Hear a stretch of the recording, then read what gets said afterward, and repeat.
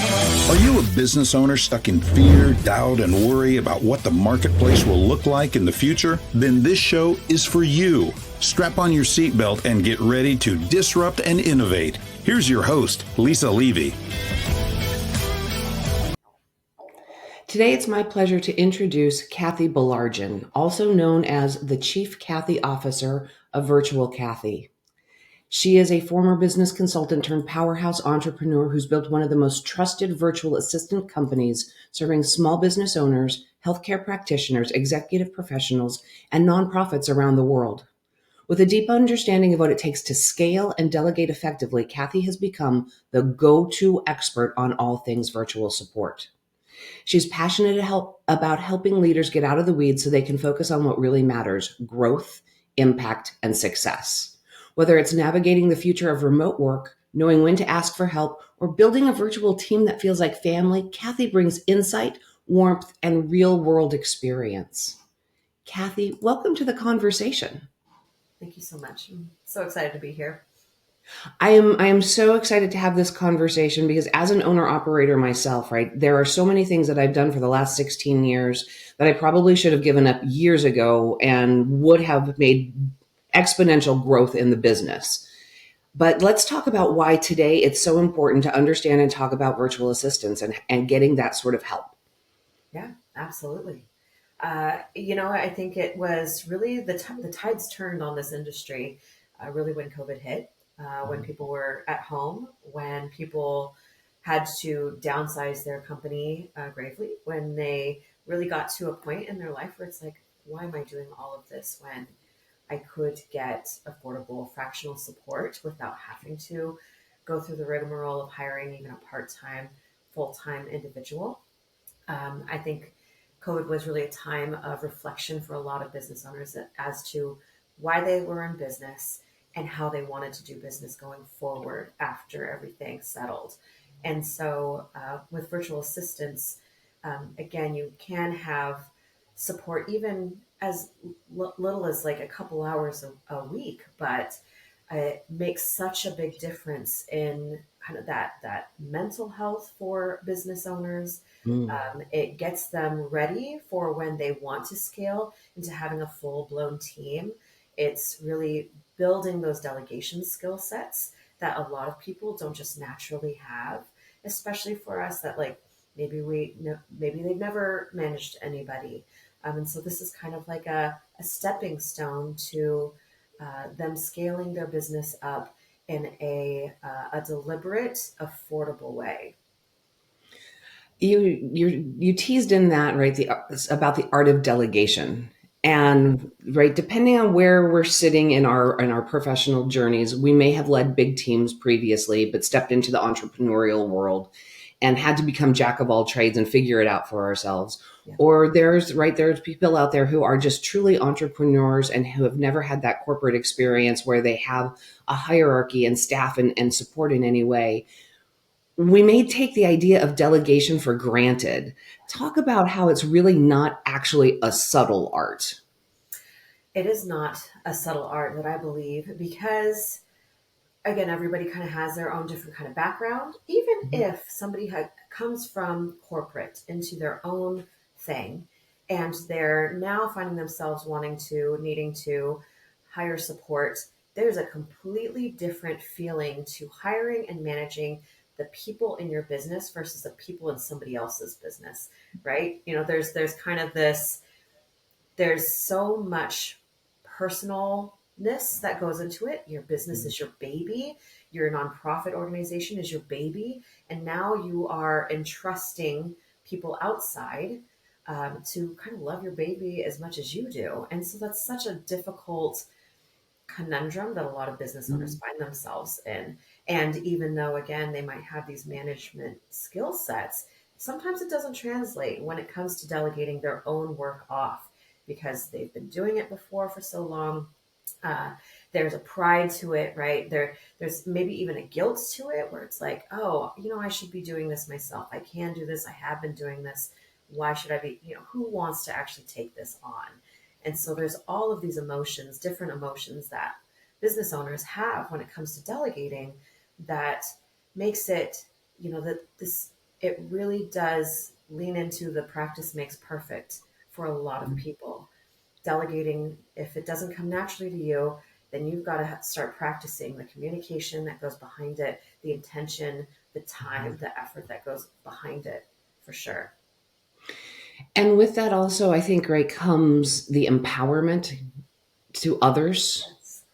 Oh, yes. Oh, yes. Uh, especially for those who kind of think, I've been doing this before myself. Why should I pass this on? Imagine giving somebody the opportunity to learn a new skill set or learn how to read into what you might need, but it has to start somewhere, right? Reading into what their person needs, being able to kind of judge what they might, like the decisions that they might make, really grow into their proactiveness. That doesn't happen unless somebody delegates that first task. And I really love the language that you use, right? The Chief Cathy Officer. There are many people in my world who the idea of a virtual Lisa is a very scary thought. That any duplication of me running around the universe is not necessarily seen as a positive thing. But the relationship between an owner and their first virtual assistant is very personal, and it is very much about taking everything that's inside of our heads and pouring it into somebody else. Yes. Because I'm going to speak, and I'll do the analogy, maybe even from my own perspective, 60 to 80% of where I spend time is really not value added to growing the business. It's really about running the business, and a virtual assistant can really do it probably significantly better than I can. Yeah, yeah. A lot of times that might be the case. It's people hire because they don't know how to do something. That's pretty common, right? Like that makes sense. But then when you hire for people to do something that you already know, that's kind of where that kind of push and pull hesitation comes into. And so it is kind of terrifying to think, okay, how am I going to uh, get somebody up to speed with everything that I do and how I want to do it, and even trusting them to potentially do it better than I can. What does that mean? What does that make me like? What does that say about myself as a business owner? It doesn't mean anything. It doesn't mean anything. Just that we're well into our ways, right? Which Yeah, is we are. Share with the audience, share with me a little bit about your first foray into having your first assistant in this space. great question. I remember the time came when I brought in my own virtual assistant, and we had been doing this. I had been talking to hundreds of business owners at this point. We were supporting hundreds of business owners. And I remember, handing over the keys to the kingdom, which is my email account, right? Okay. Which is, I remember thinking, oh my gosh, they're going to see everything. Everything's going to be revealed. They're going to be able to read everything that I receive. And, there's some personal mixed in with my business account and all, you know what I mean? Like it was very naked and exposed. I felt very vulnerable. And I remember thinking to myself, oh my gosh, Cathy, I get on the call with these business owners and I just so flippantly say, yes, we do email management for you. We're just going to manage your email. And I remember thinking maybe not every one of them, but so many of our clients take such a risk. They are risking being vulnerable to somebody that they've never met uh, when they are allowing us to manage their email, right? Because it's such a trap for a lot of business owners just being in their email all day long. And I just remember thinking, gosh, I never realized the feelings behind that, and the honestly I was quite a bit scared, Mhm. um, but such a freeing thing to do, handing over your email account. And that looks different for everybody, but I just I never want to be able to go through my whole email ever again, right? It's so freeing knowing that I can just zip in, zip out, and go about my day, and I know that I'm not going to miss anything important. There's such a freeing to that, being vulnerable, but it's tough being vulnerable from the start. As you're describing that particular scenario, what's running through my head is, my email gets so much garbage, Yeah. Yeah. right? There's just so much spam stuff that's going in there. And it's like actually having a person dedicated to systematically stopping that. Yes. Wow. I mean, not even trying to get control of me and the communication flow, but just step one, stop all the spam, unsubscribe from everything, make it go away, filter it out, and then deal with it. For everybody listening, just pause for a moment and go, oh my God, that is so much time I could get back on every single day. It's so funny how much emotions play into these things, right?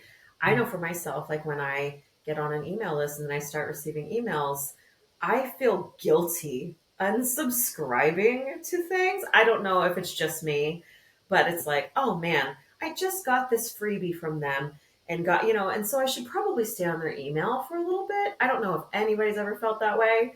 But so it's like, okay, then let's trick ourselves, right? We can have a VA like shutter all of those emails into it. Maybe, we tell ourselves one day we're going to just go into that folder or that label in our email and we're just going to spend some time reading that stuff. Probably not going to happen. But if it makes you feel better, that's always an option too. Put those filters in place. Absolutely. Absolutely. And yes, you will never go to that folder and read that stuff ever again. And that's Oh, okay. You will never do it because you should be doing other things that are building and growing your business. that's right. Cathy, tell us a story about a client where you actually, the experience and the transformation that actually happens as you start bringing in virtual and fractional resources to kind of grow and scale before you're in that position for really whole FTE kind of allocations. Absolutely. Oh, gosh, I have a lot. The one that really sticks out, we supported a horse training facility, and this is like total epitome. That somebody goes into business because they love what they do, right? Mhm. And they're good at what they do, and so here's this horse trainer who ultimately just wants to spend all of her days training horses, running horse camps, all of this stuff. But the admin is just unbearable for her. And it's really slowing down the growth of her business, her marketing, all of those things in her organization. She lost staff because of the disorganization that was just involved. And so when we stepped in, uh, just having that initial conversation, one, gave her such a peace of mind. But then when we really started implementing some organizational pieces into her business and her company, I remember she called me up on the phone and she was crying, and I'm like, oh my gosh, what happened? Is everything okay? And she's just like, I just want to let you know that for the first time in years, I'm taking this evening off and I'm going to go spend time with my husband. And it's again, like, I don't remember the last time we did this. And it's because we have these things in place now, these programs in place, the system, the processes. And I was able to delegate these tasks out, and I'm not responsible for anything, like not anything, but everything anymore. And it was just an emotional moment for her. And I know that so many business owners feel so similarly, where they're just doing what they did, what they do, what they love to do, what brings them passion, right? And then they go home and they have 4 hours of admin work to look forward to, and they're Yeah. tired and it's tough, and they're just like, I shouldn't be doing this, and that's a tough moment. It is a tough moment. And I hold on to one thing that I know somebody else should be doing, but I've created in my mind the story. Yeah. I do my own invoicing. Oh, I know. I do my own invoicing, but here's why. It gives me the moment each month to stop, look at everything that the team has done, and reach out and express my gratitude. oh, that's lovely. And Yeah. so that's one of those things that I have resisted giving up because it should be delegated for this business, which, to grow and scale and do all of those things. I know there's a point in time when I can no longer sustain this. Sure. but I'm going to hold on to it as long as I can because I've made it intentional. Yeah. And it's really important that I have those moments to say, Cathy, thank you for the things that you know, this month, here are the 3 major influences that you did with our clients. Thank you. Mm-hmm. Here's the impact. And so I have to figure out how to be able to still do those things and give up the thing that I really should not be doing. Yeah. We're lucky that they go out on time. I have a little bit of OCD, so no matter what, they go out. But Yeah. I should not be doing this. It's silly. I am certain that as much success as you've had, there have been some challenges and oopses along the way. Oh my gosh. We all learn the most from the things that don't go the way that we expected or planned for them. Will you share a learning moment with us? Oh man, I can share so many learning moments, honestly. Uh, I'd have to say, so I hope I can share maybe 1 or 2. Absolutely. And Okay. the bigger and the uglier the mess, the more fun, right? Yep. Yep. I want to share my first one because it was definitely just that moment where I realized, oh man, I did not do well in this moment. I had hired my first employee, and we've always been 100% remote. And at a certain point, she came to me and she said, "Hey, I just want to let you know that I feel like a lone island out here, just kind of doing the work." And I had realized because I was out getting business, marketing, all of this stuff, right? And I felt like we were just 2 peas in a pod, just kind of doing their thing, and realized how important it was, even with one extra individual in my business, that I really needed to focus on company culture. And I know that sounds silly, like it's just the 2 of us. But in that moment, it was like, okay, especially if you're remote, it makes it twice as hard, first and Mm-hmm. foremost, but it is that much more important to focus on company culture and what you want to have your company, internal company vibe feel like. Yeah. And so that was a big a moment. And I've been really honing in on that company culture ever since. And thankfully, my team is just absolutely amazing, and they bring such an energy and really build that culture. And they're like 100% behind it. But that was a big learning curve. And then there was the time. Actually, I'll tell you my biggest. One of my biggest so far. So far, no promises that I won't be able to top this one. But there was a time where I was incredibly scared to kind of look at numbers, like finances. As a company, I knew that we were doing decently, right? There was money in the bank, but just never. I always pawned it off as like, oh, I'm just not a numbers girl, like I don't really want to be the person that's really focusing on revenue or whatever. But when I really started diving into the numbers, I really found that was a big tool to help drive the decisions that I needed to make. And one of the decisions, or one of the things that it unveiled, was how overstaffed we were. And so that was a big, hard moment because I had to make the decision to lessen my staff because it just didn't make sense financially. And so, as much as I just really wanted to hold on to everyone and hire everyone and pay everyone, it just was not conducive to our scalability. So that's always a humbling moment as a business owner, where you have to let people go and you have to kind of choose, like figure out, like, okay, bottom line, what's that look like? We've had services fail after a year, and it just was not worth the effort in to Mm-hmm. put in. And we've had to let people go, and I think those are probably the hardest challenges as a business owner. But it's always for the betterment of the company, and I know that that's not the end all be all, because we hire people and people are human.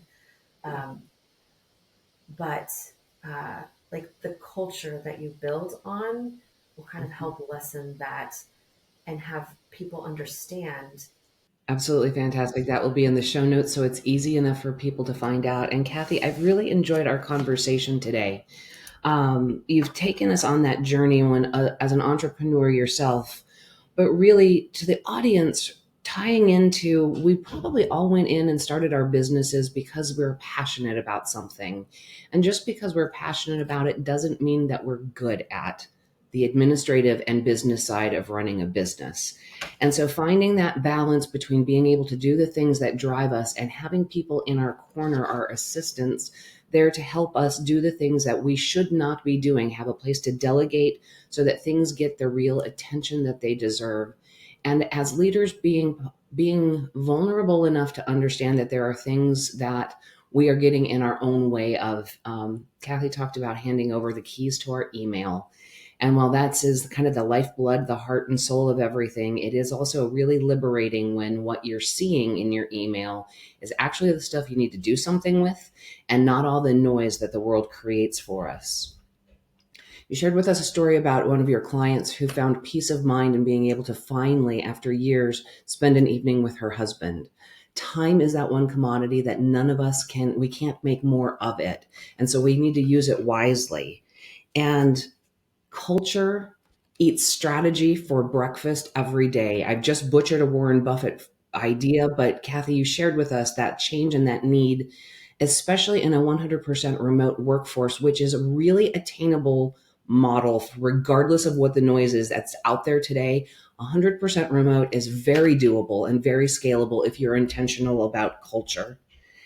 And as every business owner needs to know, numbers are everything. If you don't understand the numbers of your business, you don't know what you're wasting in terms of your own possible growth for your future. And while business is all about our people, as leaders and owners, there are times when we have to make tough decisions, and knowing our numbers allows us to do that. And if we learn this lesson vicariously from Cathy, we might not have to make some of those hard decisions because we know our numbers and we know how to build and scale and when to add so that we don't find ourselves overstaffed. Audience members, this was a fabulous conversation today. Cathy, thank you so much for being here. And everybody listening, you know the rules. Don't get left behind. Join me next time. That's it for today's episode of Disrupt and Innovate. Head over to iTunes and subscribe to the show.